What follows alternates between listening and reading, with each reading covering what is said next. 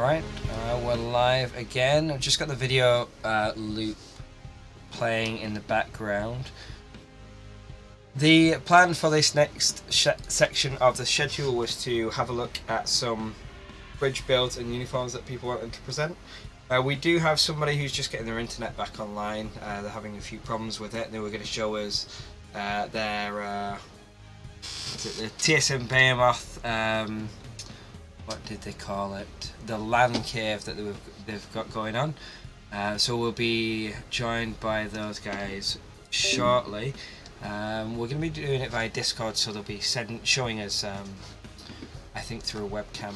In the meantime, though, I thought what I could do is make a start on some of the mission scripting and just kind of get the basic setup, because the mission scripting live is going to be coming up soon.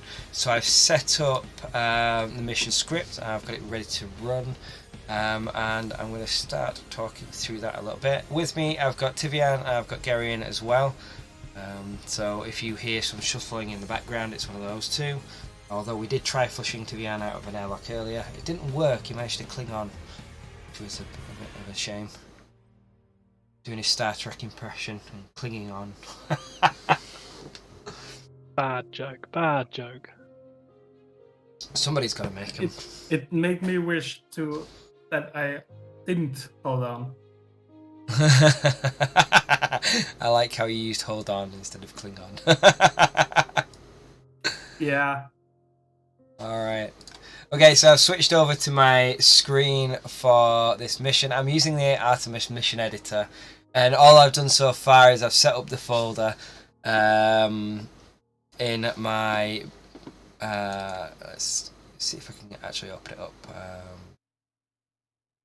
Get rid of the navigation pane. So this is in my Artemis install, and in missions I've just set up the folder called Hunt for Pirates. So if I drag this over here, you can see I've got the Hunt for Pirates, and in there is my mission script. This is a brand new mission script. It's completely blank, so you can see I've loaded it up here and it's ready to go. These are the basics that come in the actual mission editor. It sets up a few things for you.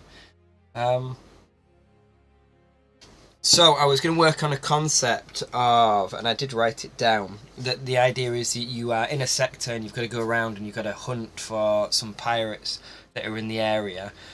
And it came out the idea of, I want a ship to be able to approach a transport vessel, for that transport vessel to swap to another type of vessel that's a pirate vessel when you're within a certain range, and then swap back. And actually, as I was thinking through this, I did change my mind and maybe say Scaren's cloaking technology has been used to spoof TSN sensors, so that's where I'm going to go with it.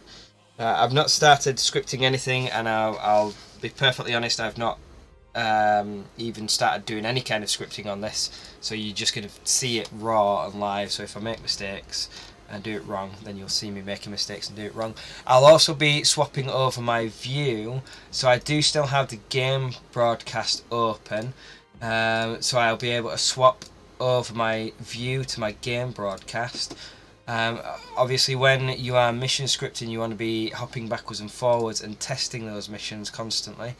I don't know why this isn't quite as I expect it to be. Let's see if this transition works. No, it doesn't seem to be liking my game broadcast at the minute. Here we go. Alright, so I have my two game windows set up here. I've got my one in the top left and one in the bottom right. The bottom right one is the actual server, and then the one in the top left is my console as well. So I'm going to swap back. I think it's to my small display. In fact, I'm just going to pause there because it looks like Captain Will is back and he'll be able to show his den. So just let me switch back to the video loop, and I'll be with you in a second.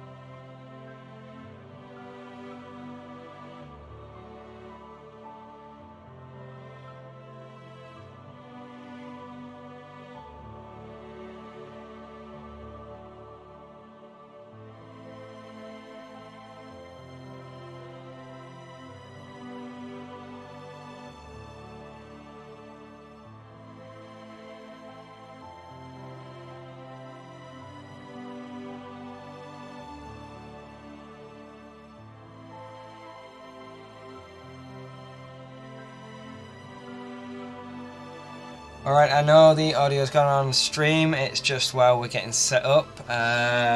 Captain Will has joined us, and he is going to be showing his cave setup, his LAN cave. He says, with a few of them taking part. Just got to say that it is at a funny angle at the minute. You're all sideways. The ship's evidently listing very far to the left. All right, I'm going to switch to my thing. So, Captain Will, are you ready for us to go to the live view?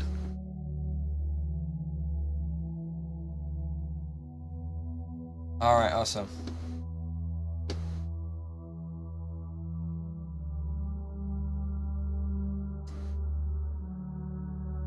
All right, there we go.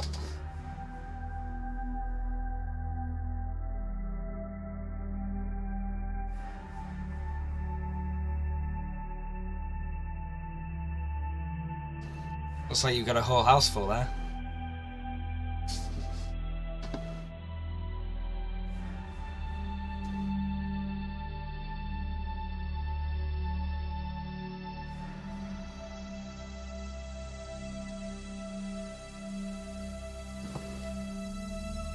Holding tables and everyone's laptops. We don't have any sort of fancy build yet, but we're eventually going to start working on an engineering panel and then some sort of control system. And then I'm very much hoping that the mobile versions will get supported back up so we can get tablets. Cool. So were these the guys earlier who were racing or taking part in the races?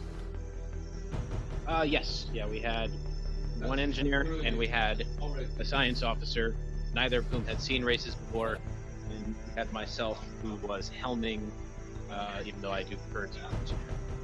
So it was a new learning curve all around with everybody involved.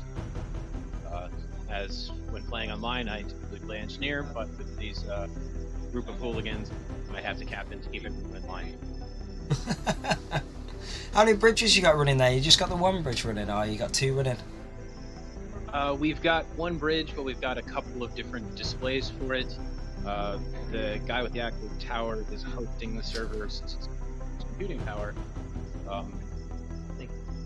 And so we've just got the one. We are running an offline sim now, teaching all the new ensigns how to run everything, and are using the time in between the races and the next campaign event to get everyone up to speed. And hopefully for the next few weeks we'll have a completely full crew and be able to train our best. Excellent, yeah. So I can see you've got a projector up there, haven't you? Projecting that onto the screen. You got two other main screens. I do like that setup with your long-range sensors and then your engineering view as well, and then your main screen at the top, and then each person with their own console in front of them. That's cool. Correct. Yeah. Some people brought monitors instead of just laptops, so we have a bit more space for them. And this was a pretty slapdash setup. Yeah. Sometimes. Fortunately, we are capable of running everything wirelessly because there's a four-legged creature that runs around the ship. Have a bonus.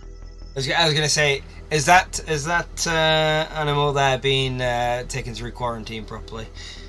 TSN regulation states that animals must be correctly quarantined before coming aboard all ships. Correct. Everyone maintained quarantine procedures. And everyone has been quarantining at home pretty well anyway, so we've together. Since we can't all be in Cleveland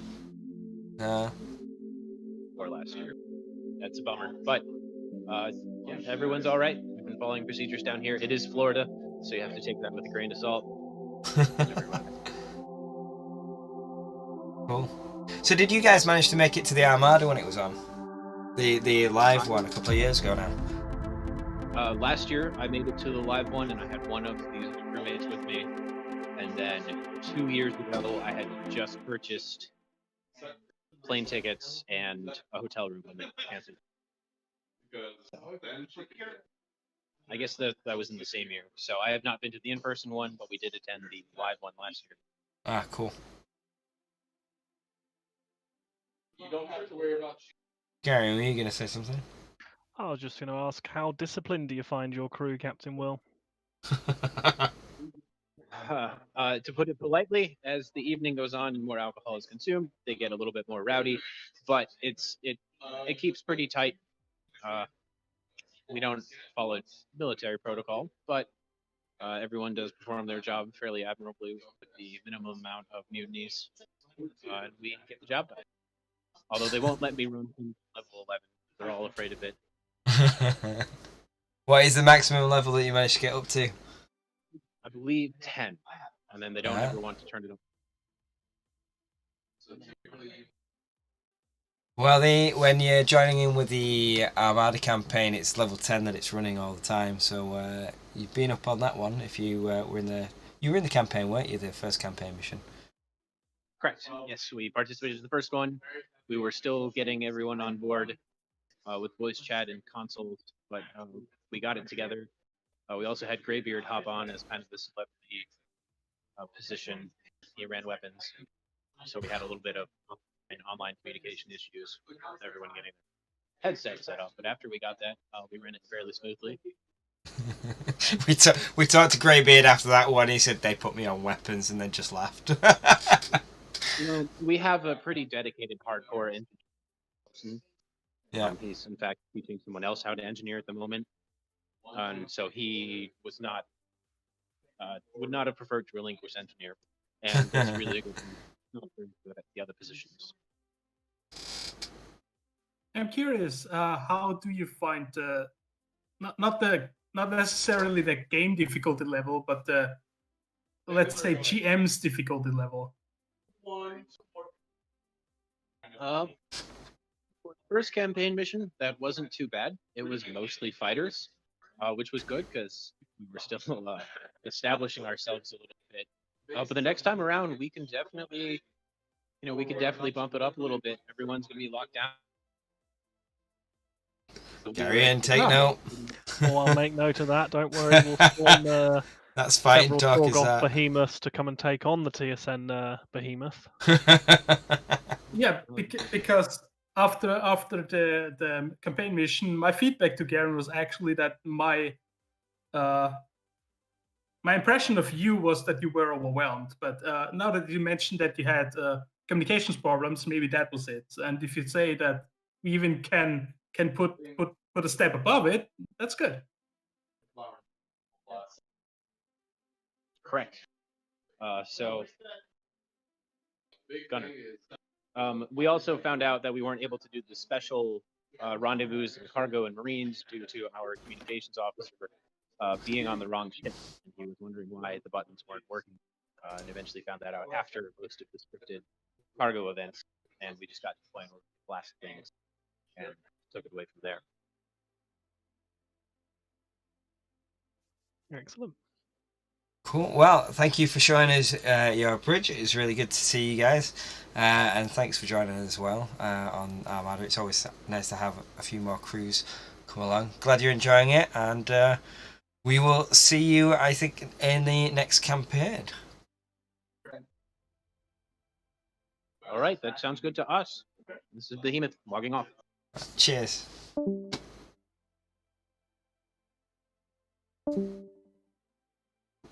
Cool.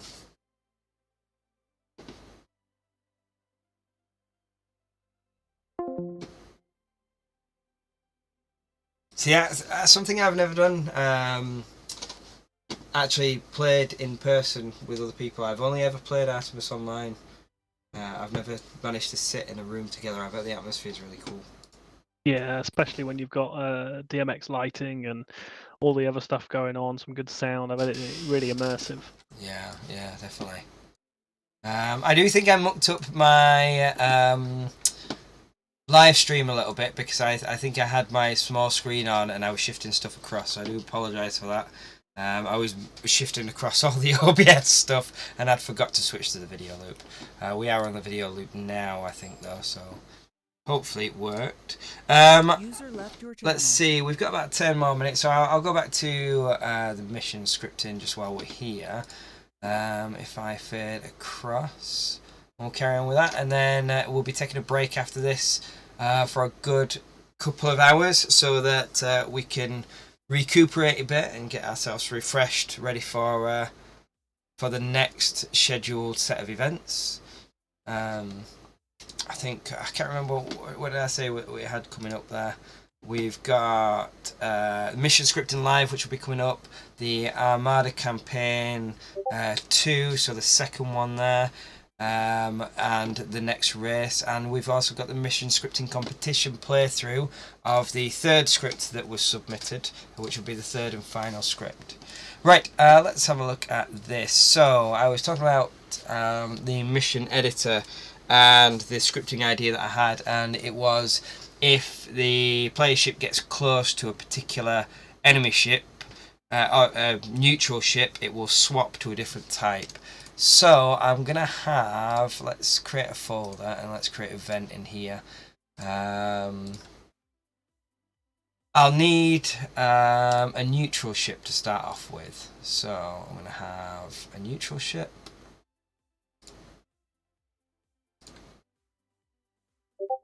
Let's see, I'll edit it on the space map, so here's my space map. And I'm just going to position that neutral ship. Let's see, where's the neutral? There it is. Okay, and I'm just going to move it over here. And it's going to... I can't remember my shortcut keys now. There we go. So I'm holding the left alt key, and it means that I can position this neutral ship in any direction I want. I'm just going to give it a generic name, so let's give it Golf 16. It's a type neutral and a hull ID. I'm just going to use a TSN or a USFP transport. These ones, like this TSN Black Ops Freighter, Zeus Orion, these are all part of the TSN mod. I'll try and switch that for next time. But I just want, let's see, USFP Escort, Destroyer, Science Vessel, Bulk Cargo, there we go. If I go with Bulk Cargo. So I've got Golf 16 set up there. And this is the one that I'm going to be kind of working with. So let me think. I want that to switch to a different ship. So we'll call this neutral. And then here we'll call this enemy. So I'm going to change it to an enemy. And I'm going to set this point as 0, 0, 0, because when this enemy spawns, what it needs to do is it needs to set it to the position of the neutral, and then I need to destroy the neutral. So what I'm doing first then is I'm getting set up, so I've got my neutral ship that's going to be moving around, and I'll script all the AI behind that, and then I'm going to have my enemy ship spawn and position itself exactly where that neutral ship is. So I'm going to have to alter its name slightly, so I'll just put a space in there so it's Golf 16. In fact, let's put a space at the beginning, then it's less obvious. On default side, I'm going to change its hull ID because it's going to be, I said it's going to be a Scar, so let's make it Scar and Executor. On enemy side, and I'm not worried about the fleet number. Then what I want to do is I want to add an action because I'll have to move this enemy to where this neutral position is. So and it has to go after that enemy's being created. XML works by reading from top to bottom. So I create the new enemy, and then I'm going to move it. If I wanted to as well, you can build in like a bit of a gap between the two, so it'll trigger one event and then the next event, and it just means that it'll always do it. I'll come back to that though. So set position relative to object with name, and that's going to be Golf 16, and it's going to be, I'm going to do it 100 meters, so there's a little bit of a gap, and at 280 degrees starboard relative to the movement of direction of I've done this the wrong way, so that needs to be Golf 16, and that needs to be the enemy, Golf 16. So when this event triggers, we're going to have a new enemy created, and it's going to set its position next to that. And then what I want is for this one to be destroyed. So I'm going to copy this one, drop it in here. And I know I'm going quite quick, but there'll be a lot to kind of go through with trying to make this. So we've got, I create the enemy, I set its position, and then I destroy that. So I'm going to go through, as I go through, I end up renaming stuff. So create Scaran. And then I'm going to create a new event. Actually, I'm going to have remove original. And I'm going to switch this destroy into the remove original here. Now, there's going to be conditions. So the neutral is just going to be going, and I'm going to use a condition of detected. I'm going to call my variable detected, and if detected is 0,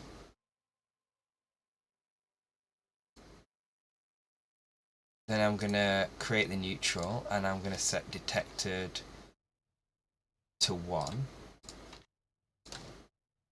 And then if detected equals 1, so this is how I usually use my variables. I like step through. If detected equals 1, it's going to create that enemy, it's going to set its position, and it's going to switch it to 2.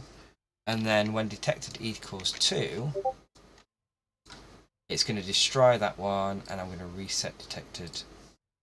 Well, I'm going to put detected to 3. Like that. So what will happen is the neutral's created here. Then if it's detected, it changes here, and then if it's removed, and then I remove the original. Right. Just going to save that quickly. So I've started building this up. There's still lots to do with this, and actually I'm going to have to go back and I'm going to have to change quite a bit of this. But like I say, I'm going to do the mission scripting live in a couple of hours. So I've made a start here. I'm going to leave it at that, and when we come back with mission scripting live, you'll be able to see how I continue with that. So with scripts, when I write them, I actually start kind of, instead of starting at the beginning and going to the end, I start at the middle of the concept, and then I build out from there, and I end up altering stuff and moving it around, and the script at the end will look completely different because I'm already thinking through in my mind, actually, the way that I've got those events set up and the triggers, I'm going to have to alter them, because I want, if the ship's further away, I want it to be displayed as neutral. If the ship's close by, I want it to be displayed as this enemy. So I'm going to have a separate detect thing, and I'm going to have these different steps to go through. So anyway, I've made a start there, and I will see you in a couple of hours to go through how I finish putting together this element of the script.